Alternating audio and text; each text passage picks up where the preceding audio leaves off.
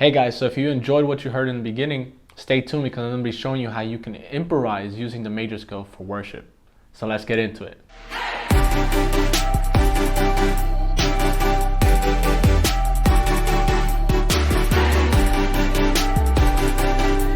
Out of all the scales that there are, the major scale is by far the most important scale that you should know, that you should have in your arsenal. It's in blues, country, rock, gospel, worship music.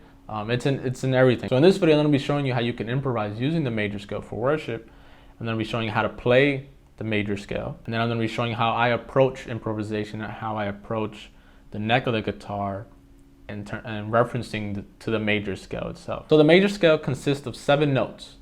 And we can reference those notes also as numbers. But in this case, the 7 notes are in the key of G. So we have G, A, B, C, D, E, F sharp, and G, the octave. And so if we look at that as numbers, you have 7 notes, so that's 7 numbers. So you have 1, 2, 3, 4, 5, 6, 7, and 8.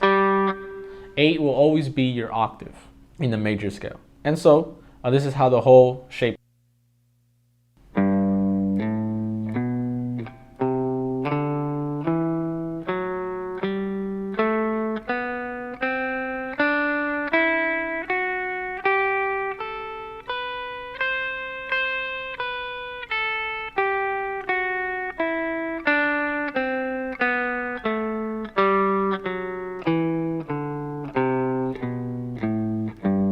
So that's in the key of G. If you're a beginner using this scale, I would say pause the video, get it under your belt, memorize it, make sure you know how to play it clean, both going down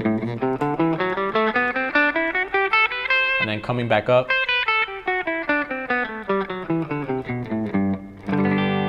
I would advise you to do that and then come back to this video and then use the tips and ideas that I share with you. That way you can get better.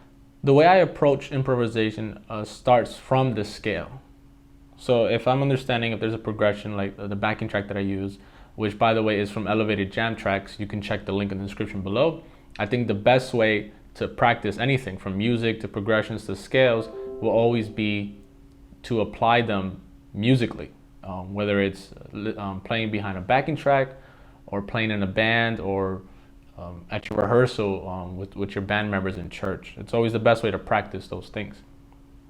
And so I use this backing tracks in the key of G major, right? And I look at that. So once I know the key of the song, then I understand what scales I can use. So if it's in G major, then I know that I can use G major. Now there is no right or wrong way to improvise. It's always up to the musician and his or her creativity. And so once I know what the key is of the song, then I try to hear the melody of the song, and I try to follow that. So then I build the melody. So I start on the octave, on the first octave, on the root 1, right? So I try to build the melody of the song or whatnot. And then from there, I try to find reference points where I can play the same thing just at a higher pitch. So I look for the octaves. And like I showed you before, the 8th note will always be the octave. So I will look 1, 2, 3, 4, 5, 6, 7, 8. So then I can play that same melody here. And then I try to find if there is another octave where I can use it within the scale. So again, 1, 2, 3, 4, 5, 6, 7, 8. There's my next octave. And so then I build off of that. This is the way I approach it. So then I know that I have a reference point here. But I also know that I have a reference point here. And then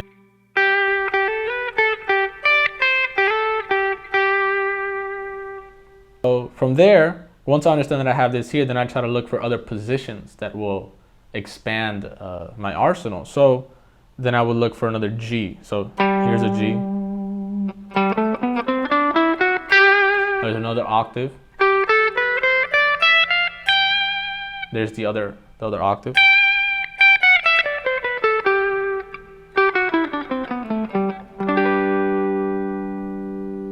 So then I have this space right here to improvise over. So those are reference points that I use to approach improvisation. I find my octaves, and then I find different places for them. And obviously, every note after the 12th fret is just a higher pitch, a higher octave than 1 through 12. And so I could play the same thing down here. It works. And so I find my other octave.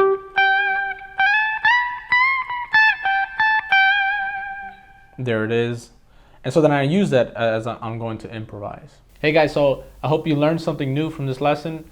Now I'm just going to play something to demonstrate those concepts and ideas that I was teaching you guys. Until next time, keep changing the tuning of the world one string at a time. God bless.